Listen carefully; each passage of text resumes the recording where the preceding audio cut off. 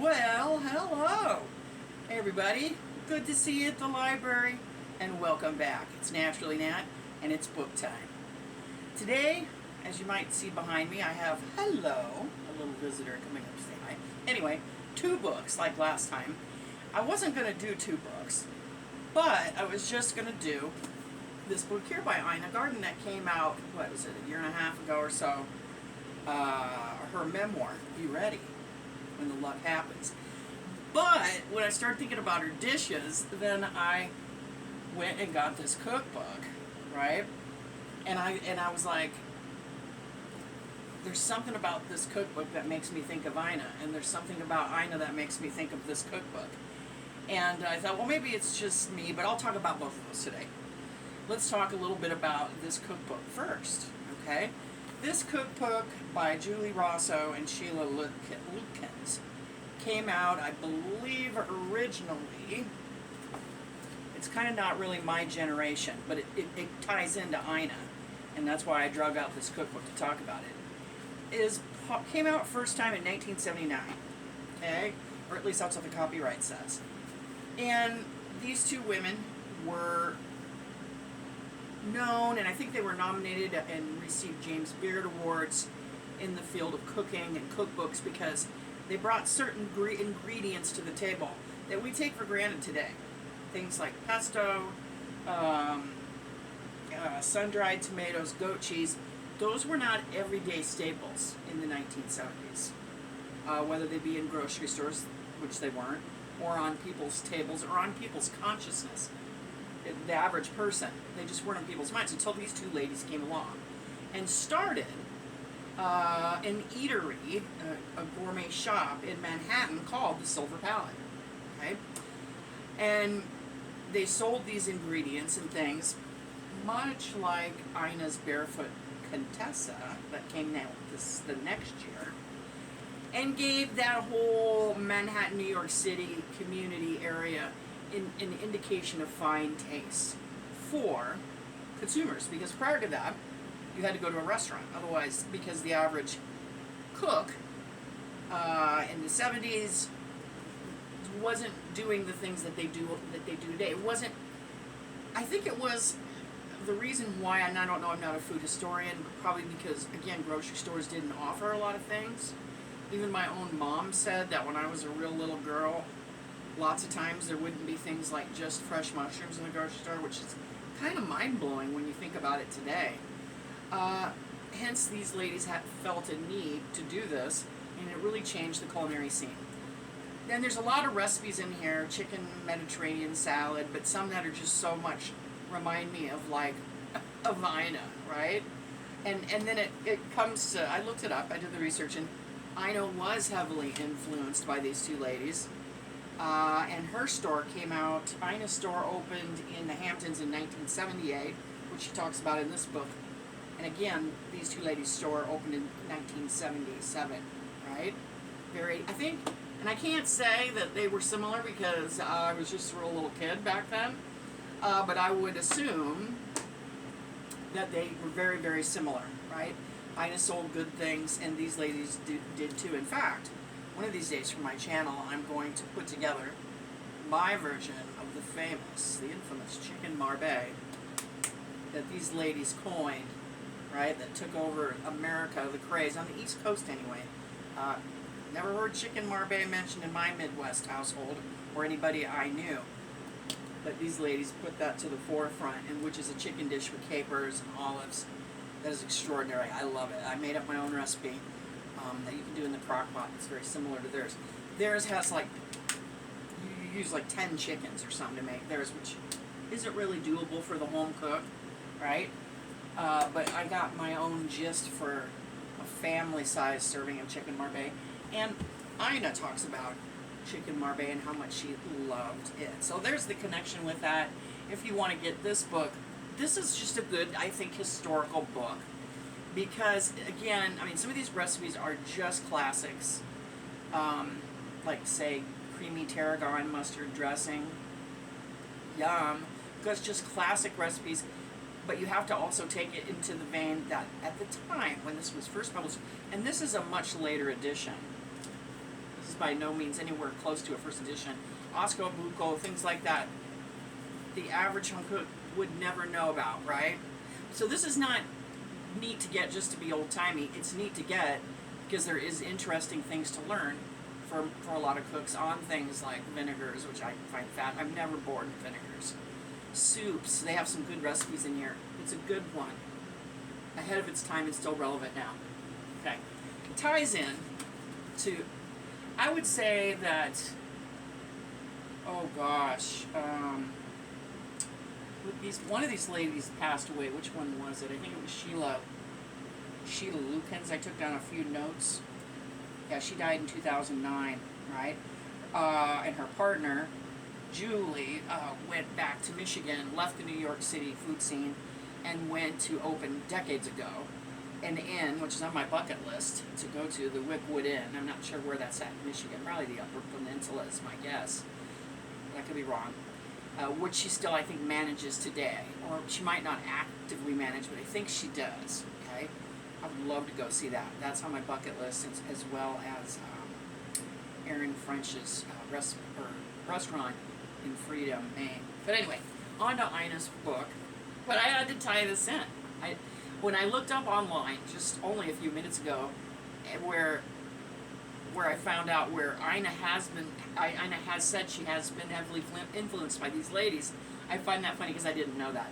If Ina mentioned in the book, I missed it.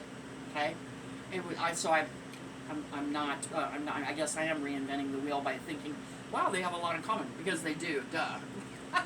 But I thought it was neat that I saw that before it was ever known to me, anyway. So this book, why is it good? Well, I couldn't put it down. In fact, I chided my sister last summer for not reading it, right? I wanted to read it immediately as soon as I saw her on. She was like on the Today Show or something being interviewed, and I wanted to read it immediately because she talked so candidly, so frankly, and openly about her childhood being kind of lousy, despite having a family that had money. I think her dad was a surgeon or something like that. But she didn't have a great family life, which is interesting. She talks about that in the beginning of the memoir, because Ina is so upbeat, right? Ina, I would love to have an Aunt Ina, right? You'd think that she would have came from the most happiest of families, but she didn't. And she triumphed over that. And she had to struggle with anxiety and feelings of inadequacy. And that makes me love Ina even more, because she's so poised and so confident on all of her shows that, I don't know, it's just humbling to read that in the beginning of the memoir, and you get to find out her journey. And it's so much fun. I always think I'm a curmudgeon, but every now and then I get reminded I'm a romantic at heart. So you get to find out. And she has pictures. You get to find out how she met Jeffrey, and it is really, really, really cute. It is so cute. And I don't know if you guys feel this way, but I can't stand it when a memoir doesn't have any pictures. And I've read plenty of memoir and a foodie memoir where there is no pictures. The last video I did, Notes from a Young Black Chef, I love that. There wasn't a picture to be found in that book, except for the drawing on the cover. But this book, nope, you got pictures galore that she has chosen from her past. With Jeffrey, and some of the pictures have been on television before. There's I probably can't show it to you, but there's the picture that I know I've seen on Food Network of Ina in a tent camping. That's when they were first married. So it's just wonderful. Even if you just want to see all the fun pictures, there's a picture, one of these here called the Pinnacle Club on our way to Nantucket, and it's Ina. Is Jeffrey in there? I don't think he is. He might be standing behind. He's probably the one taking the picture. Because it's 2 men or 3 men. I guess that'd be 4 men if I know Ina's husband Jeffrey's taking the picture. So Ina and Jeffrey, and then 3 other guys and 1 other woman. So you get those pictures, and it's a young Ina. I would say Ina she looks like she's only 35, you know, and that's before we all know her from TV land, right?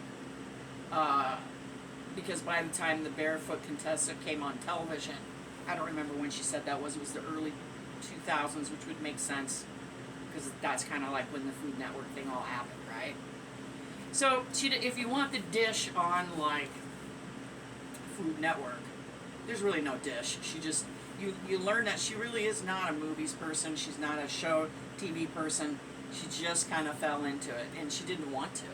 So you find out how that happens, and then you find out how she went from being married to, I think she worked for the Pentagon, for the Energy Department, something like that. How she went from that to Jeffrey encouraging her to look around in the newspaper and find a place, which she did in the Hamptons, to start the Barefoot Contessa.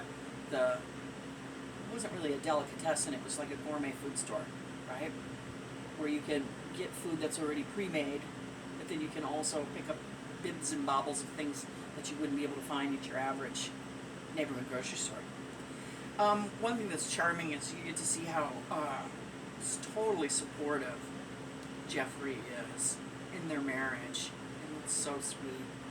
And he encouraged her to follow her dreams, which, boy, you can't beat a friend or a partner who does that, right? Those are not always easy to come by. And you just really see what a great influence that he has had in her life with that. She talks about that, and then her contracts, and to where she is today. You also find she talks about, which I found interesting, why they decided never to have kids, and that was basically because of her childhood being sad, not the greatest. And so she decided she didn't want to replicate accidentally that in her little child. Which is interesting, because only a week ago I was watching a show on YouTube. It's one of my favorite comedians. Her and her husband and her sisters all have different channels, and they were interviewing her husband, and he had said that she didn't want to have kids because she also had a rough childhood and didn't really have a childhood and had to grow up raising her sisters because her parents weren't around. They were in trouble. And I thought, wow, it's interesting. Both men being supportive of their wives wanting to do what they want to do. The person I watched on YouTube, it was a comedian, and then this person. So, unexpectedly, there's that romantic hit. I don't know, maybe that's me. I don't think that's in the book. So if you're a curmudgeon and you're like, I only want to hear about food and how this came about, that's really what this book's about.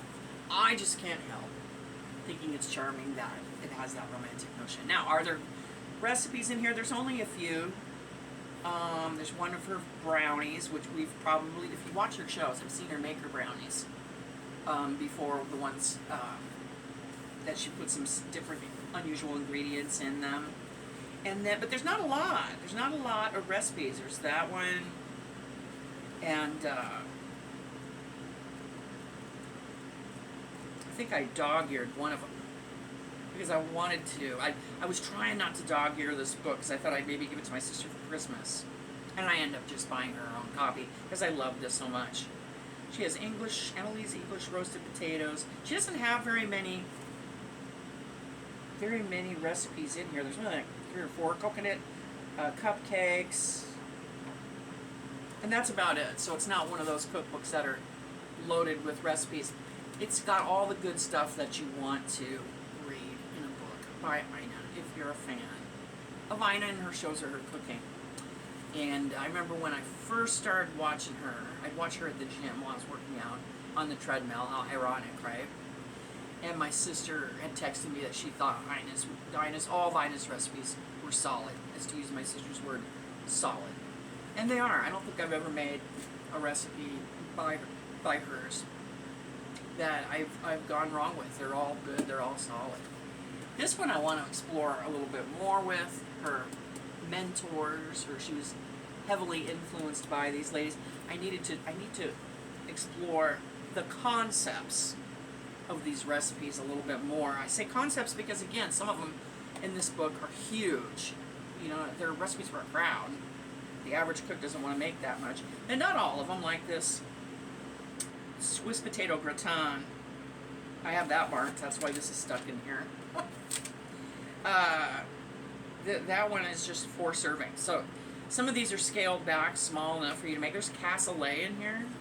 I don't even think Ina's done an episode on cassoulet, if you're not sure what that is. A cassoulet has many kinds of different proteins in it.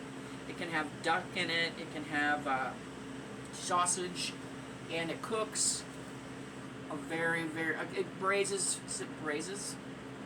It cooks a long time in generally a Dutch oven, and so I've never made a cassoulet. Have you? I think they have beans in them, right? She's got duck salad. Shh. Never fails, right? But anyway, both books are good. So funny that these ladies had a big influence on Ina, so that's why they're paired today. If you're looking for a good book to finish off your summer, either one of these would be good. But wherever you're at, I hope you're having a great day. I've seen recently a lot of people following, lurking in the shadows, that haven't subscribed. If you could subscribe, hi there. It really helps my channel. It just tickles me to no end when I open up my channel and I see I have another subscriber. I feel like I've gained another friend. I just love it. So anyway, wherever you're at or whatever you're doing, I hope you're having a great day. Like and subscribe, like I always say. I hope you are staying cool in the heat. And I'll see you next time on Sunday. So, see you then. Bye-bye.